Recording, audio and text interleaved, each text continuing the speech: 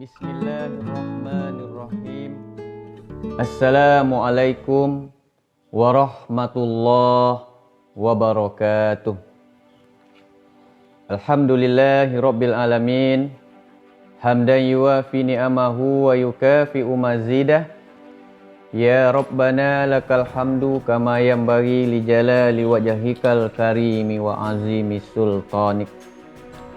Allahumma sholli ala Sayyidina Muhammad wa ala ali Sayyidina Muhammad. Alhamdulillah, segala puja, puji dan syukur senantiasa kita panjatkan kehadirat Allah Subhanahu wa taala, yang mana sampai hari ini Allah masih memberi kita nikmat dan kesempatan. Semoga dengan nikmat dan kesempatan yang masih Allah berikan kepada kita bisa kita manfaatkan untuk menambah amal ibadah kita sebagai bekal untuk menuju kampung akhirat kelak. Selawat dan salam marilah senantiasa kita hadiahkan buat qudwah kita, buat suri tauladan kita, yakninya Nabi besar Muhammad sallallahu alaihi wasallam, dengan senantiasa berselawat kepada beliau. Allahumma sholli ala Sayyidina Muhammad wa ala ali Sayyidina Muhammad.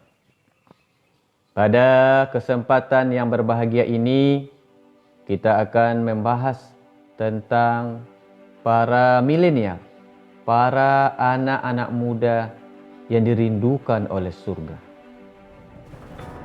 Dr. Abdullah Azzam berkata, inti dari pemuda yang dirindukan oleh surga itu adalah alladzina yuslihuna inda fasadin nas, yaitu anak-anak muda, para milenial yang senantiasa berlaku soleh ketika para pemuda lainnya sibuk dengan kerusakan dan sibuk dengan maksiat. Dan ini yang harus kita cermati. Kalau kita ingin menjadi para pemuda, anak-anak muda yang dirindukan oleh jannah, kita harus menjadi anak-anak muda yang diistilahkan oleh Rasulullah SAW dalam hadis dikatakan ahlul ghurabah, orang yang asing. Siapa orang yang asing ini? Siapa pemuda ini? Yaitu anak-anak muda yang senantiasa soleh ketika melihat di sekitar mereka pemuda-pemuda lainnya itu berlaku maksiat, berbuat kerusakan, narkoba dan lain sebagainya.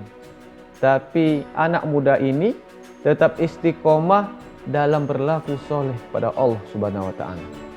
Inilah inti dari pemuda yang dirindukan oleh surga, yang dirindukan oleh kaum muslimin, yang dirindukan oleh bidadari surga yang akan menolong agama ini, yaitu para pemuda yang senantiasa berlaku soleh dimanapun, kapanpun, apapun posisinya, seperti apapun tantangan yang akan mereka hadapi, godaan yang akan menimpa mereka, mereka tetap istiqomah dalam berlaku soleh, dalam taat pada Allah Subhanahu wa taala.